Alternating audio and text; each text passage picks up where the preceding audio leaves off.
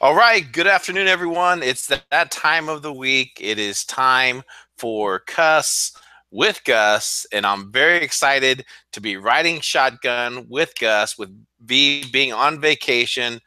Gus encouraged me to go grab a drink out of the refrigerator. I looked in the chat room and someone was saying the exact same thing that, hey, V's away, you need to play, go grab a beer, kick back, relax, and get ready for a great show. So, Gus, how are you? Dude, when the cat's away, then might as well play, dude. V's out this week, so me and you were talking. We have to be boozing the whole time. We have no parental figure to come get down on us around. We'll break out the cigars. We'll grab a drink, grab a scotch. Kick Dude, back, relax. dude, fuck it. You only live once, man. Make it rain, as they say. I know we were talking briefly. Everything's good for you guys. Our boys on vacation. Yeah, you know what? It's been a great week, great shows, and obviously the news cycle never lets us down in terms of interesting topics, things to cover.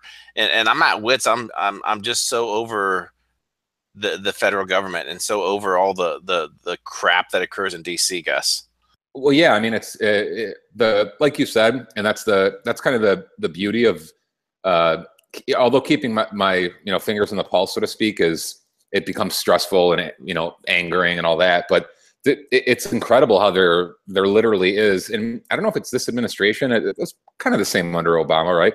There's literally shit to talk about every week, new shit to talk about every week, either something totally outrageous or something that is beyond common sense. I know you sent me like and me and V were talking about it last week too. The stuff we totally disagree with Sessions and Trump on. And then the show links you sent me, the first one jumps out right away, like the legalized marijuana thing. I don't understand what we're still debating, quite frankly. My point of view is, and full disclosure, dude, I don't even do drugs. But I'm all about self-ownership. Like if you want to do meth and heroin and jump off a bridge, it's your life. Go ahead. None of my business. So they could argue. This is a two-way argument, and I was going to bring up, since you sent over this link, I was going to bring up the Second Amendment link too. So you could argue states' rights versus federal law all you want, but at the end of the day, I think the legalized thing, you could leave it up to the states, but I think it should be allowed federally too.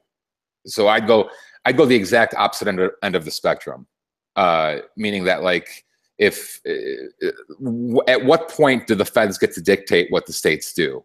What's that line? According to the founders, that line was very, very vast. There are only a few things the federal government should have their fucking noses in. So again, to start, the more bullshit they come up with, the more they're infringing on all our rights. You have a greater things to influence things in your local state than you do the federal government. That's the bottom line. So as a libertarian, I want the states to have more power than the feds. And even furthermore, I want the counties or cities to have more power than the state. And I want my condo association to have more power than the county. So the further down the totem pole you go to the individual, the more power the individual theoretically has. I have more power in my home or in my condo association than I do at the county. I have more power at the county than I do at the state. I have more power at the state than I do at the federal government. So you could argue anything on the state's rights, except for, in my view, the shit that's in the Bill of Rights, freedom of speech, right to bear arms, etc. Once you start going into the Bill of Rights, those are universal federal laws that state laws should not be able to impede upon. And there was like an article the last 48 hours about the Second Amendment. Like there should be federal laws that override all these bullshit state laws in regards to the Second Amendment, because that one is for the federal government to protect us from crazy ass fucking states. So I guess, and tell me if you disagree or if I'm rambling or if any of it makes sense, but the way I see it, there are certain things that the Fed should guarantee the states never get too draconian on, and then there are certain things that the federal government has no fucking business in. Yeah, it's absolutely, it's amazing that we as a society have allowed, and the states too, the states, didn't push back to allow our federal government to grow, to expand to the capacity it is today. And for far too long, Gus, we have just allowed, whether it's Social Security, whether it's taxes, whether it's all these draconian based policies and laws. And it's time. I mean, when you look at the federal government, do they really represent the people? Do they really? They don't represent the people. I mean, they report corporate interests, lobbyist money, and that's it. The beauty of what they've done, especially, you hear people throw out, Social Security is a Ponzi scheme, Medicare is Ponzi, and the truth is they are.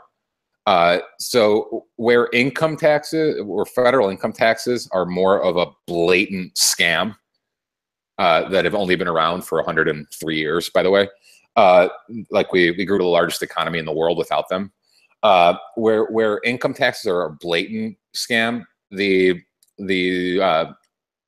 you could call them entitlements, but they're theoretically not. Food stamps and welfare are entitlements, but Social Security and Medicare people pay into. The problem is that they are in fact Ponzi schemes. They only work as long as more people are entering than leaving, which is by nature an insolvent Ponzi scheme. You see them unravel every time more people want their money out than new investors are coming in. That's when Ponzi schemes all share that. That's when Ponzi schemes all unravel. You have more capital flight than capital inflows. And Social Security is no different. That's why it's totally fucking insolvent. So the genius of what the government did with Social Security is they were totally insolvent. And I think it was 1933. And I hate doing those guys that throws dates out there because you start sounding like fucking. Yeah. Well, you start sounding like Rain Man, and you lose people. Like, because this is the shit. When you first wake up, when you first take the red pill, and you start like ruining family fucking holidays and lecturing all your friends, you start throwing out all these fucking dates and facts, and it fucks them up. They think you're a Rain Man conspiracy theorist. So like he's talking about central bankers and Andrew Jackson, and he's fucking, what the fuck's he talking about? Again, I only reference the date because what happened when they first started it is they're based like, all right, we're going to start taking money from the entire population and only giving it to this very small segment of the population, which it works. It works the first couple of years you're doing it, no problem, right? But as life expectancy rates grow, and as you hit economic downturns, and as feminists and liberals stop having kids, and welfare queens start coming into the country, then there's less people that are actually paying into the system. So that's when you see the Ponzi scheme start to unravel. The real bitch of the matter is that it's hard to tell people who are getting Social Security to go fuck themselves, because it is in fact their money that they're just getting back. It's not as though these people who are getting Social Security, they paid into the fucking system for 40 or 50 years. They're just getting their fucking shit back. Right. Like, yeah. So yeah, they're not doing anything. No interest.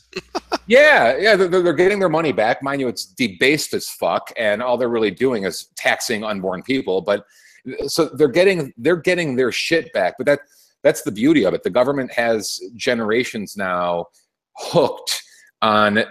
You're just trying. They're like the original investors in the Ponzi scheme. When you see a Ponzi scheme collapse and it goes into a liquidation and the bankruptcy courts get involved, what you'll see is old new investors trying to claw back capital from old investors.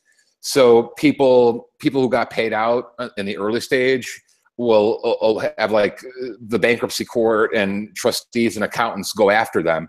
And forgive me, I've watched way too many episodes of American Greed. They'll go after the other investors and they'll say, wait a minute, that's our money you were getting paid with. What the fuck? So that's what you risk happening here. All these seniors now that are collecting all these government programs, which is their shit. I get it, and it's a valid fucking argument. It might be my fucking argument in 20 years. But at the same time, if the fucking thing collapses, what you're going to see is you're going to see a generational war where people my age are saying, wait a fucking minute. I've been paying into that fucking thing since I was 16. You've been fucking milking me for 30 years. Where's my shit?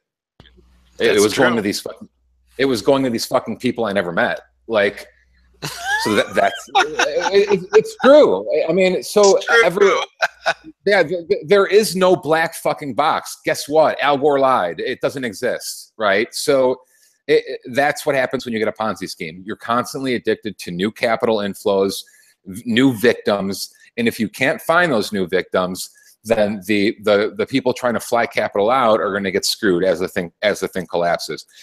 It's almost a game of like musical chairs.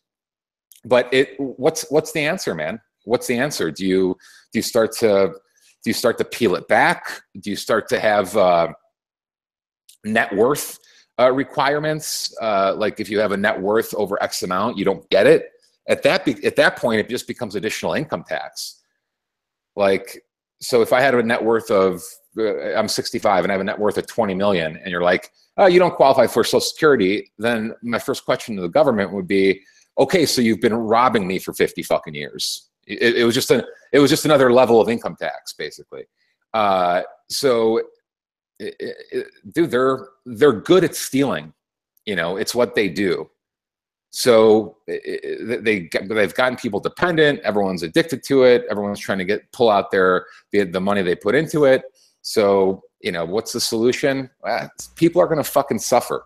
I hope that's the solution. Eventually, if it's not just like everything else, just like all bubbles or Ponzi's, if it's not peeled back voluntarily, the economics and the finance will take care of itself. You know, as things unravel and insolvency grows, it'll take care of it. The best advice I could give to people, not who are currently getting Social Security, but people who are 30 years old, 40 years old, is don't depend on it. If it happens to still be around when it's our turn to get it, fantastic. It's just bonus money.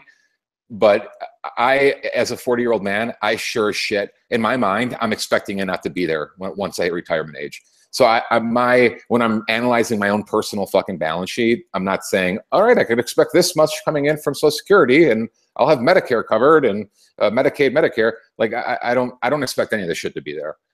Like be ready to take care of your fucking self. And if it's still there, great. Guess what? There was no fucking downside. But I wouldn't budget for it like it was there. I would expect it to not be there. And if it is still there, great, added bonus kind of thing. And that's a great point. I mean, you can't expect the. Might pick up echo from you or me. I can't tell where it's coming from. Dude, I don't. Usually, it's not an echo when it's the two of us. Yeah, I know, it's crazy. Let me see if it's still there. I think it's gone now. Okay, yeah, I think the echo's gone. But no, excellent points. In regards to the whole pay in the system and everything. And Gus, I agree with you as far as how do we change the system? How do we change it back? And I don't know.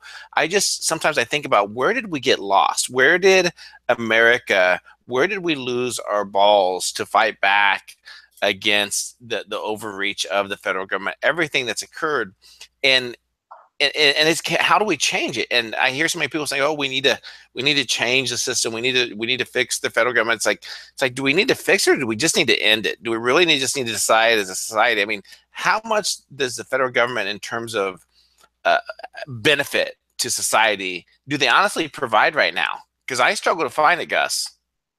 Well, I struggle. My internal struggle is between being an idealist and a realist. So I could tell you what I want to see happen, but then I could also try and tell you what's more likely. And when I think to myself, what's more likely, it's that this is just going to be a linear degeneration into the next collapsed empire, the U.S. is just next on the list of a long line of empires that have collapsed the last 3,000 years, and it's our time.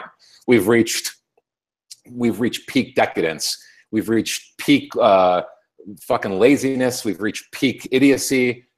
People are running out of things to fucking bitch about. Like everyone's fucking soft. You know, we're trying to impregnate men. We're doing this. We're doing that. Dude, literally, it looks like the end of empire. It looks like the days where Rome was collapsing, or like everyone's just at peak decadence. It's like we're reality TV and we're bitching about this and bitching about that, and other people, usually societies and civilizations and empires and economies that are growing, are production based, they're curiosity based, they're reason and evidence based, they're property rights based, they're, you know, those are the things that when you point to the last 2,500 years, as you analyze, you know, all the empires that have risen and fallen, dominant superpower, top 3 dominant superpowers, we look a lot like a motherfucker in decline. That's the best way I could articulate that. And I think those who are really, really, really in the fucking know and really smart know it too. As labor markets flow, as capital flows, as things start moving around to, you know, dude, the amount of IT that's outsourced to India right now or China is fucking ridiculous. The amount of capital flowing east is fucking ridiculous. The amount of money that still goes to it looks a lot like an empire, and I don't know if you can stop it. That's the realist in me. And I kind of have an internal thought process. It's Let's hear it. It's to my knowledge, it's an original quote that I came up with, and it makes sense to me at least. It's paranoia breeds contingency plans, meaning I'm a paranoid person by nature, and sometimes that's an unhealthy personality trait.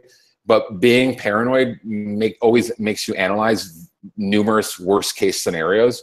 And there are many scenarios that there are realities that people don't want to fucking swallow, quite frankly.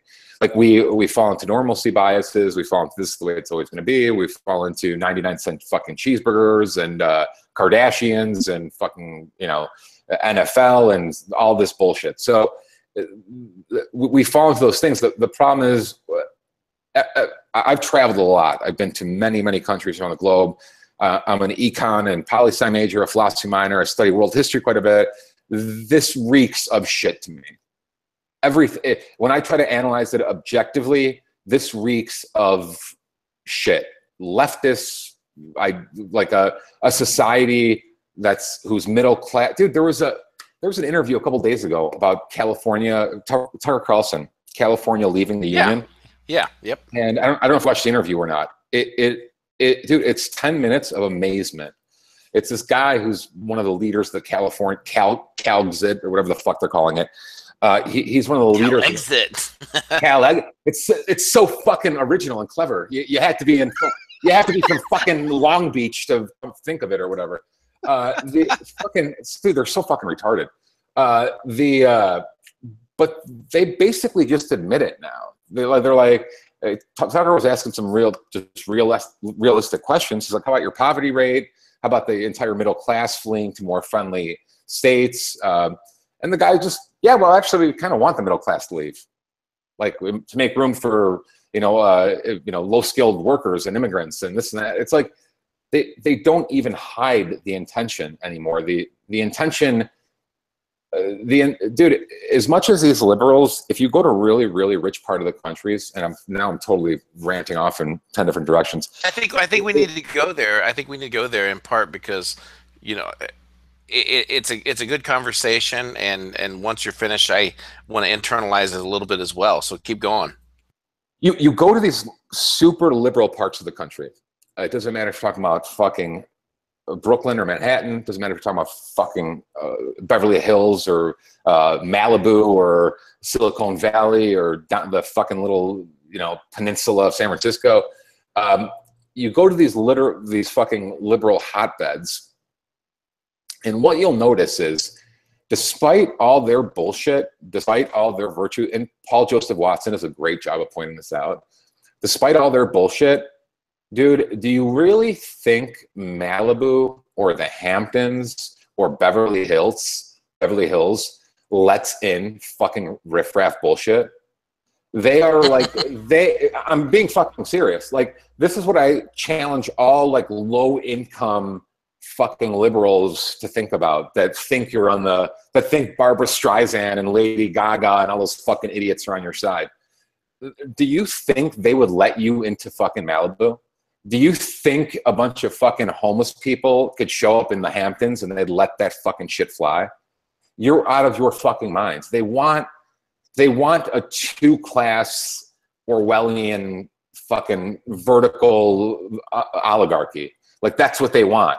Like the politicians and the media folk and the entertainers and the bankers, and then a bunch of subservient, servers that bring them things, drinks, and handle our fucking drinks, handle our maid service, our housekeeping. They want servants. Like, they want obedient, poor servants. They don't want a middle class. Like, they despise the middle fucking class. They always have. And that's the irony of it all. It's all window dressing. Like, if you don't believe me, go protest on the most liberal rich. Go protest and think of like the most liberal rich person you could think of. Go protest in front of their house and tell me how that goes. Like, it's all bullshit. All right, they don't want anything to do with you. You disgust them, actually. And that's what amazes me about the whole fucking thing. But that's what they want. They want a two-class fucking society with low middle class. So that's the way I see this country shifting. I think they want to gut out people who could fight for themselves. They want to gut out ideology. They want to gut out personal wealth, personal responsibility, and I just see the empire in decline. And that's my realist point of view. My optimistic point of view is everyone will take a libertarian pill tomorrow morning and become Thomas Jefferson. And do I want that to happen? Of course I do. Do I think you're going to awaken this country after a 50-year or 75-year deep sleep into all of a sudden wanting economic and social freedom and no IRS and no central bank? And no, I don't think that's going to happen. I wish it would, but I fucking don't think it is. Very, very good points. And like I said, whenever I take a look at it, internalize a little bit, it's like finding that fine balance between, libertarian to an anarchist, because the anarchists just want to completely overnight do away with government. It's gone. And I think there needs to be a transition period, because much like the movie The Matrix, I don't think everybody is completely ready to be, unplugged. And politically, I really struggle, because it's a matter to me recognizing now that it is the illusion of choice. It's like that, like behind the closed doors, that once said and done in DC is that they get behind closed doors, they're drinking, they're smoking cigars, they're celebrating what they've accomplished, and it's really corroding the entire middle class. But I'm also very disconnected, or not disconnected, I don't think that's the right word, but I'm very disappointed. I'm very disappointed in the libertarian movement, in part because the last election cycle provided a golden opportunity for the Libertarian Party to move forward, to grow up, to achieve some results nationally, and they struggled. They absolutely failed. When you have a Democratic Party that was hated by her own party, you had a Republican Party that was resistant to even support their primary candidate, yet you have a Gary Johnson that polls less than a miserably 5%, whatever it is. I mean, they missed a golden opportunity. So I'm kind of like left out there trying to figure it out on my own right now, Gus. Yeah, well, dude, and that's an intellectually curious and honest position to be in. The more I learn, the more I know nothing. So everyone's always morphing and changing their. If you would have asked me 2-3 years ago, I was much more anarcho-capitalist than libertarian. If you ask me now, I'm much more libertarian than anarcho-capitalist, probably, only because I acknowledge if I don't do let Jeff study. B hear you say that. Don't let Jeff B hear you say No, dude. Well, no, I agree. I agree that in a utopic situation, anarcho-capitalist is the way to go over libertarian. Why I would consider myself now more of a minarchist or libertarian is because when the more I do study world history, human history, dude, there's a show on.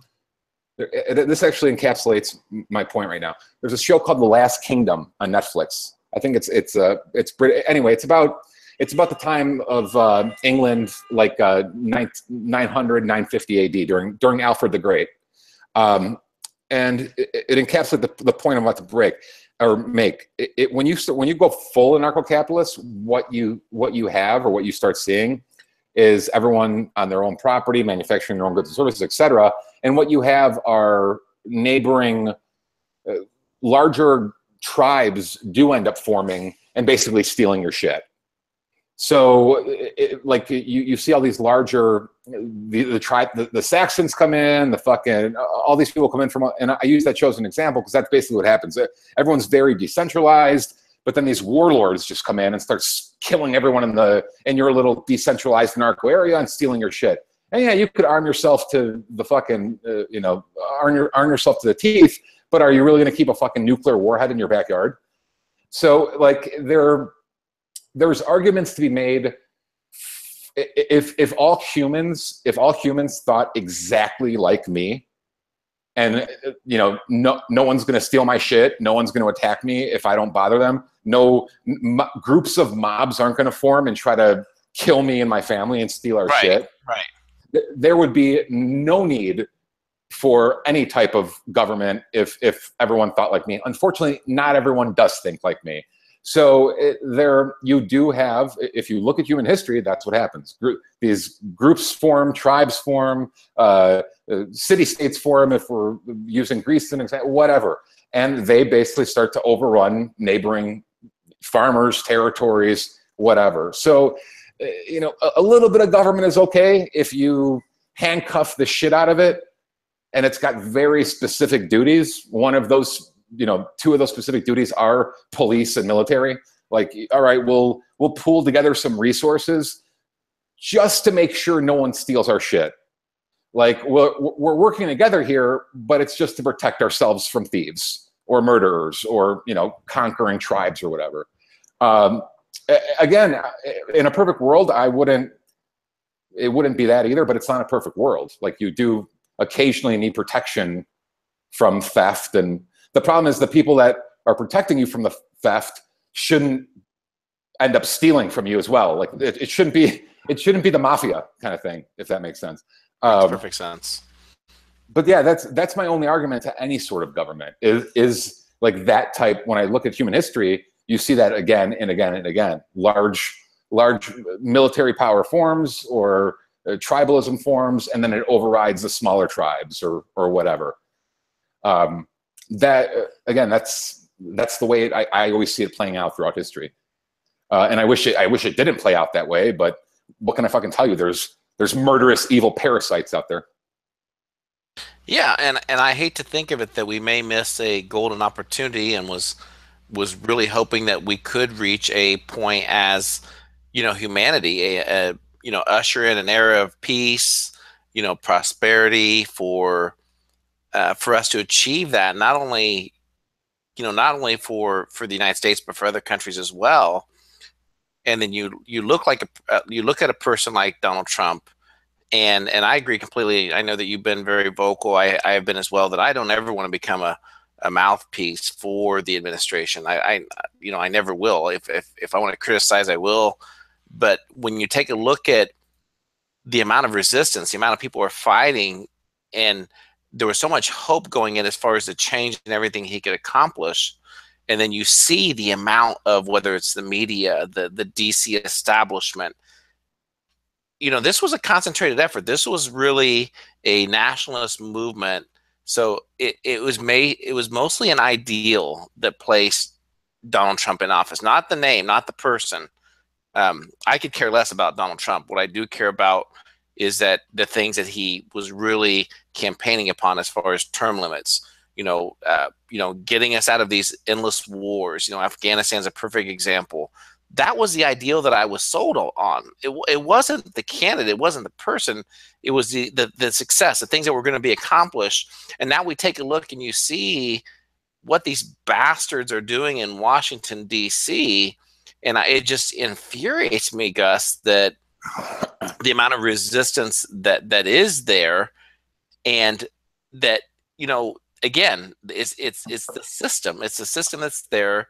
They have built an entire class of being able to protect themselves against the people, against the movement. And until individuals wake up, until we take that Sunday armchair quarterback that's sitting there and all they care about is the Cubs won the World Series and this football team did this. And I'm not saying you can't do that for enjoyment.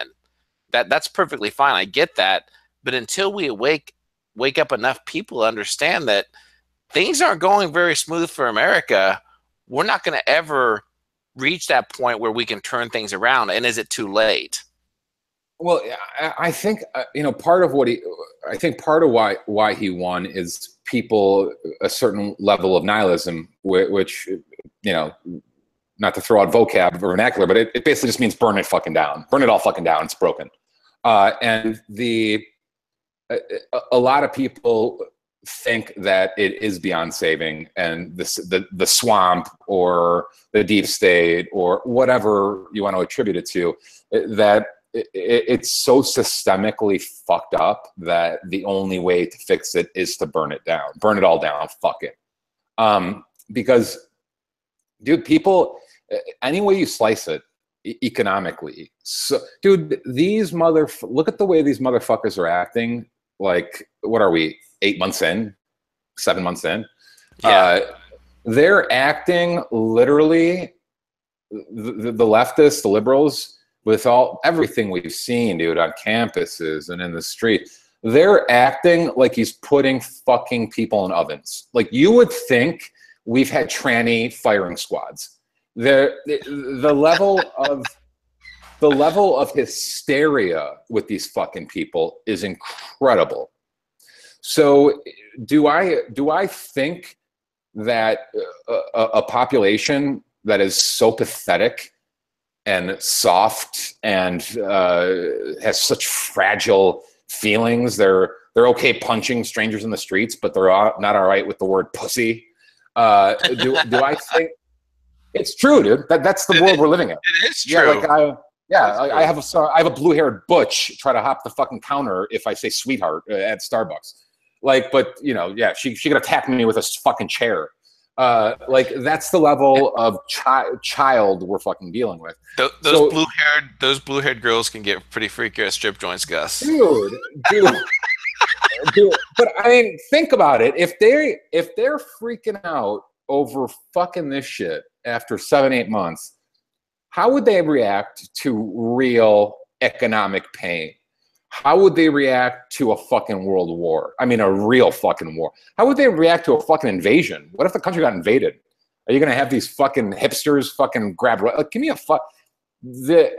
I couldn't imagine this country entering in its current state, the way you analyze the landscape, the fucking, from an anthropology or sociology perspective. I couldn't imagine this country going through another 1929. Take the time period of 1929 to 1946, between the Great Depression and all the draconian economic laws from FDR and then the World War and blah, blah, blah. Could you imagine these fucking pansies trying to go through that kind of struggle for 15, 16 years? They would do it.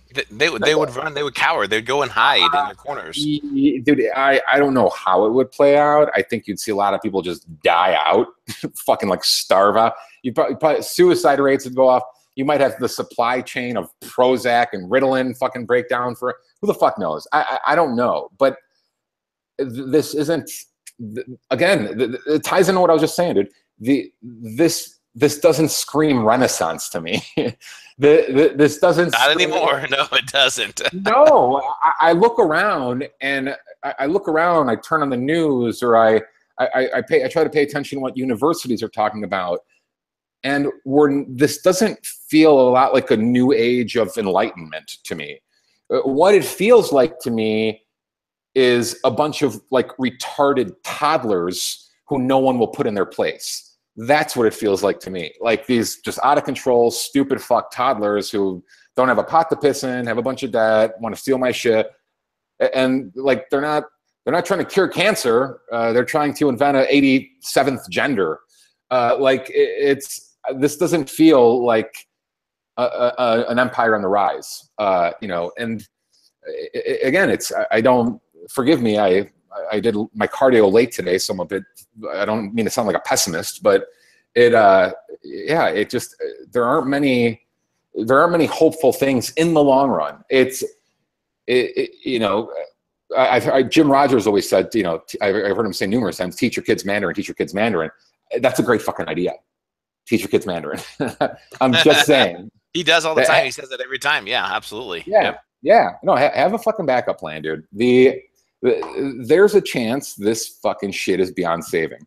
And you don't even have to go down the rabbit hole of zombie apocalypse or hyperbole to get there.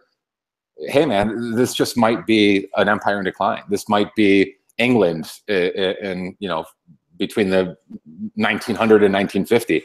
Our time might be fucking done. Like, that's it.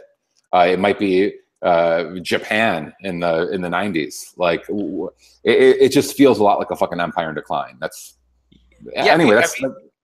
Have you heard or read about this convention of states stuff? Have you read or looked into that, Gus?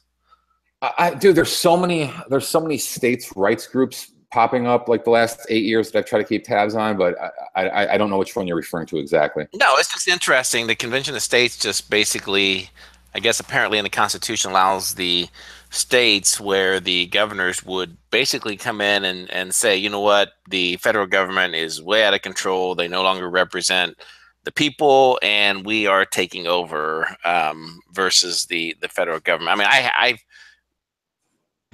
read some of the material. I'm by no means, you know, I have one friend that's always like, you know, into this next person. It's just, to me, it's almost like, you know, what's the transition period going to look like? And where I really struggle sometimes, Gus, is to find the solutions, and I want to help. I want to help be that solution. And I go to different outlets, whether it's a podcast or a news, and I'm not happy what I'm hearing. I'm not seeing that solution. Some people come out with different shows, whether it's being libertarian or libertarian, and you know, they talk about just things that are not their vision of what things should be, but they talk more around, you know, what's broken continuously versus, you know, how do we get there, and can we wake people up? Can we make a difference? You know, shoot, maybe blockchain technology could help revolutionize things, you know, to make even more disruptive systems, including the election cycles, to allow different candidates and how they connect with people. So those are kind of the solutions I'm looking for, because I like you, I kind of hate to just totally, you know, give up on everything that's occurring here. But when you take a look at the Congress, you take a look at the Senate, you know, these recent sanctions that were passed and how much that's going to affect us long term, it just really makes me worry about the future of America. Yeah, well, and that kind of being involved in the movement for whatever 8 years now, that's, everyone agrees that shit's fucked up, right? You don't meet many people that are like, oh yeah, everything's fucking wonderful. Oh god, they're spying on us in our homes, and yeah, they bail out bankers. Like everyone knows shit's fucked up. What varies are both the proposed solution. That's where people's minds vary. I've heard all sorts of different fucking solutions, and also the level of you know, optimism versus pessimism versus, you know, dude, there is, it's paraphrasing an H.L. Mencken quote. It's something like the true patriot is in a state of misery because he sees his country go to shit. But some people who are romantic enough try to change things. I'm inspired a lot, and I think, yeah, fuck it, we'll change it, we'll get the word out. Other times I'm like, you know, it's time to be a realist, and shit might not. There's a fine balance. Like, I'm of the opinion that you could do all you can to try to change things, fix things, improve things, but have contingency plans in place. Again, I always use the analogy of the people that left fucking Germany in 1935 weren't fucking crazy. They were actually pretty smart. They said, you know, we don't like the way this is fucking playing out. The people that left Russia in 1914, they were kind of smart. They were like, yeah, good luck with all that shit later. Like, so if you spot writing on the wall, you know, do what you can. But again, it's not insane to acknowledge, don't fall victim to a normalcy bias. Acknowledge what's happened in history and that anything's possible and that it could happen here. So get the word out, come up with solutions, be it economic solutions or political solutions. I'm obviously very optimistic and all about blockchain too. And maybe that is a vital component and role in moving forward. But, you know, again, if I gotta get the fuck out of Dodge, I'm getting the fuck out of Dodge. I'm not going down with the fucking ship. I'm just not. It's like, fuck off, later, peace. Like, there's a fine line between love of government and love of country. You could love your country and still dislike your government, and that's perfectly reasonable. And that's a paraphrasing of a Thomas Paine quote. But at some point, I got to be honest with myself and be like, if I'm being totally fucking honest, I kind of only agree with 30 to 50% of the population of the country. Like the other 30 to 50%, I completely disagree with. And if that 30 to 50% wins or ends up creating some sort of mob rule, majority, whatever, socialist, communist, collectivist fucking oligarchy, I'm fucking gone.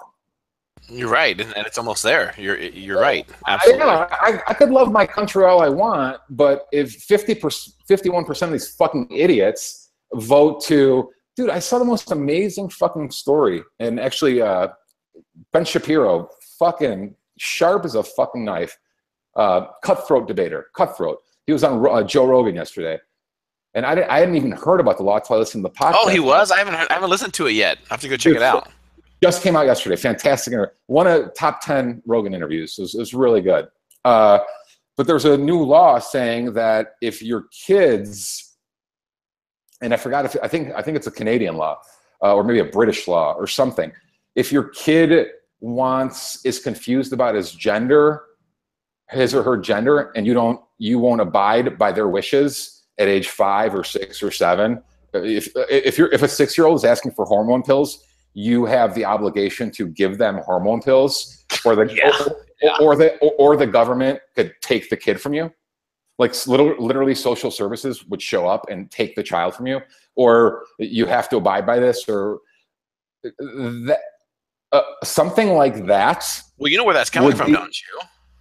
Well, dude, something like that is my line in the sand.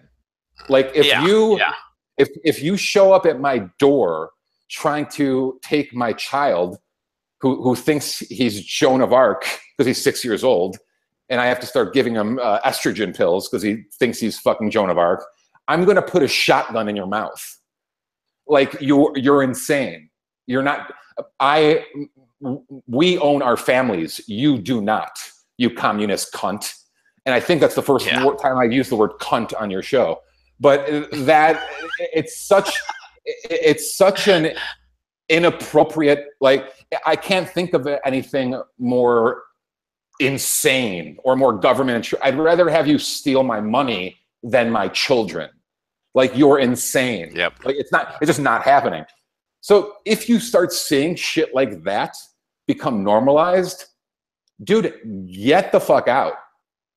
Like, you could love of this, love of that, great. It's all fine and dandy until they try taking your fucking kids because you won't, fucking hop them full of whatever fucking bullshit liberal drugs they're peddling this week. Like, that's crazy shit. So again, man, I try to be optimistic, but you pay attention to this shit as closely as I do. That's why it's hard for me not to get angry. It's hard for me not to get depressed or just be a realist or just like, fuck this place, fuck this bullshit later. Like, every man has a breaking point, dude. Like, every man has a line in the sand. It's like, ugh, not going to happen, dude. But again, hopefully we could turn it around. I mean, fingers crossed. I just don't know that we can. Right. Oh no, it's happening here. Stateside, not necessarily regarding the whole gender identity thing, but in particular, like this whole vaccine craziness, this whole madness, and it's coming out regarding these pediatricians in these doctors' office, how they're monetized and how they receive bonuses. They get up to, I can't remember what the latest data was. I think it was like $4,000 per child that they fully take across the vaccination schedule. They get these huge bonuses for their offices. And if they miss by a certain percentage, then they lose their entire bonuses. So Gus, now there was a real popular UFC fighter. He doesn't fight anymore, but he has a huge camp, trains a lot of fighters. And his 2 or 3 year old son, very sad, passed away, went in for hepatitis, shot when he wasn't acting well after the shot. Lo and behold, a few days later, overnight, they woke up, went in the morning to check on him, and he was dead. And here's a perfectly healthy child, and he is on a vengeance. He is on a tear regarding this, and he's sharing these stories of these families are going into their doctors or pediatrician offices and saying, listen, I don't want the vaccine schedule. I didn't agree to it at the hospital. I'm not going to agree to it here. And literally, Gus, by the time that the pediatrician kicks them out of their office saying, we're not accepting you anymore here, which is happening across the nation, literally Child Protective Services is at their door by the time that they get home. Well, Will just kind of went through this. God, how old is she? Now I'm a total asshole uncle. Fuck. I think Elle is a year and a half or 2 years old now, and I should know that. Embarrassingly enough, it's my business partner's kid. But Will has 2 kids, and just went through this with his second kid. They basically tried shooting her full of like fucking, I don't know, 20 or 30 fucking shots the first 24 hours after she was born. Yeah. And Will's like, don't go anywhere near my fucking kid. I'm gonna stick that fucking needle in your head. So he put his foot down, and what a lot of the states are doing, and this isn't my level, this is my area of expertise, obviously, because I don't have any kids, but we keep tabs on it. Will became a crusader for a couple of years about it. He was so fucking pissed. They really do a lot of self-censorship and self-shaming. Like, what's wrong with you? Do you not love your kid? Do you want your kid to get the measles and die next week? But dude, I think the vaccine shot schedule when we were growing up, I'm 40, dude. I think when I was growing up, we had like 2 or 3 of them. And now they tried pumping like 30 the first year the kid's alive or something. Yeah. What do they? Don't they give the kid like fucking syphilis or something? I don't know what the fuck. Like they're pumping like STDs shit in them and like all sorts of shit. No, they're destroying the body's natural God-given immunity system. So they're purposely, by the time the child leaves the hospital, they're destroying the body's ability in its natural defenses to be generated. So it's completely wiping it out, and that's why American kids are by far the most unhealthiest, children out there, outside of freaking Somalia and some of these other third world countries right now, Gus. So and you're seeing the whole that and the high soy diet, which is made the country both obese and emasculated. No, it's true. We're like the fattest country by far. It's pretty bad. And here's staying on the vaccine topic. There's some like liability waiver that you can't even sue the government. The government's so fucking shady. They put something in there where you can't even sue the hospital or the vaccine company if something does go wrong during the vaccinations. So yeah, like, Ronald Reagan signed the bill pretty much giving vaccine manufacturers immunity. And you're there's right. no liability. There's no liability. There was a huge lobbying group in regards to the vaccine manufacturers were very upset about the lawsuits that they were incurring from their vaccines, and they threatened to stop making vaccines. So Reagan signed a bill that pretty much established a vaccine injury court that still exists to this date. And that's why we're seeing so many companies, including chemical companies that make freaking, bug killers and lawn sprays and everything else, making these vaccines because they know that they can do so with complete immunity. It's insane, Gus. Well, that when sometimes me and Will come to like complicated business decisions, and I always revert back to one of the ways I could define capitalism.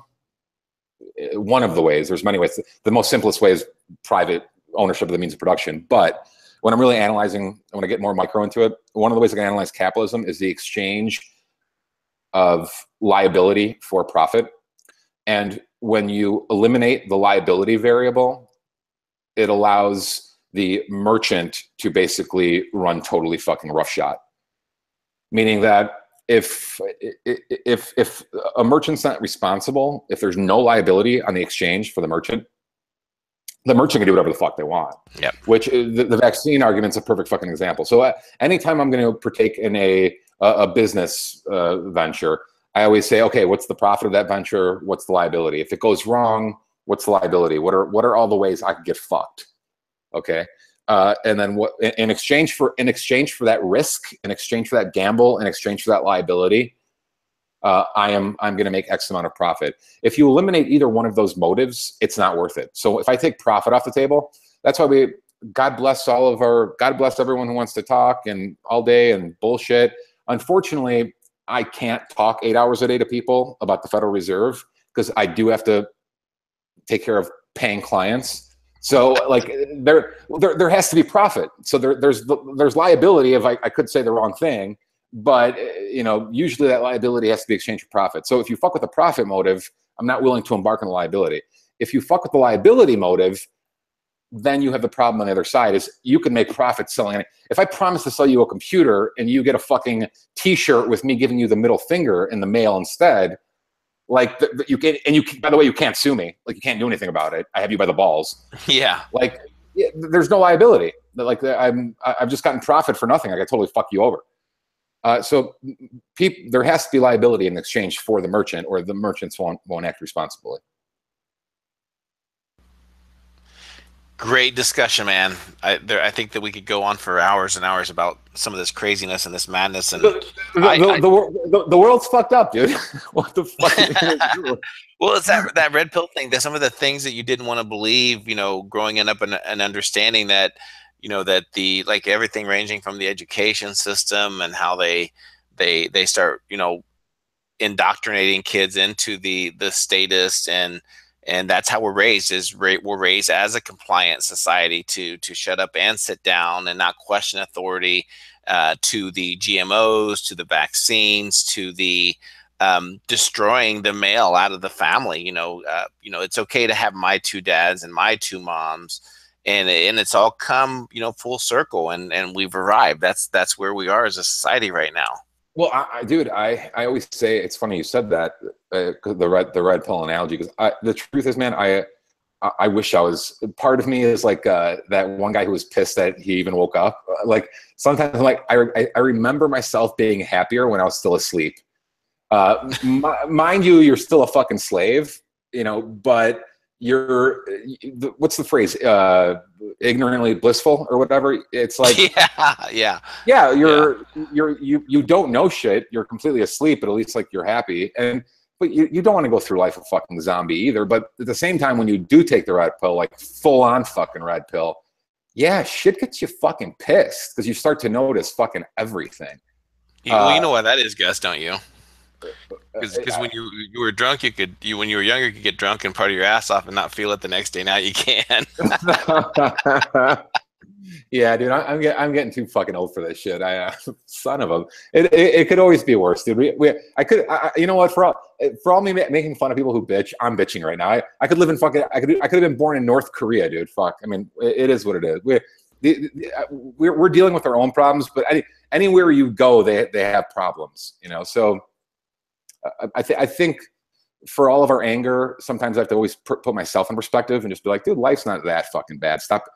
Gus, you sound like a pussy. Shut the fuck up. So just remind yourself, dude, it's not that bad. You know, you own your own business. You still have certain freedoms, blah, blah, blah. Yeah, keep fighting, keep getting mad. But again, we don't live in North Korea. Fuck it, you know? We don't. But yet, like what you said earlier, have an exit plan. Oh, fuck yeah, dude. No, I don't see a downside to it. Have shit in place in case you got to go. There's no, and I don't profit from giving anyone that advice. It's not, there's no hidden agenda. I'm just like, hey man, here's what I'm thinking. Hopefully you're thinking the same thing. It makes sense to me to be ready. If it gets nasty, you know, I have no problem fucking leaving. So be it. 1000%.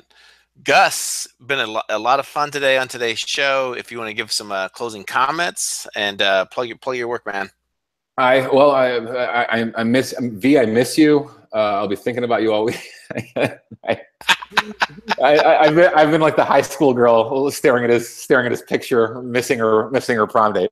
No, tell him I said what's up. Safe travels. Looking forward to talking to him next week. Anyone, you could find us at Perpetual Assets, perpetualassets.com, Google it, or dial in directly perpetualassets.com, retirement accounts, cryptocurrency, metals, etc. We'd love to hear from you. Any questions you might have, give us a call, drop us an email. Take charge. That's the most important message. Take charge. Whether you think it's your pension that your nest egg is sitting there, take charge of it. Grab your IRA by the pussy.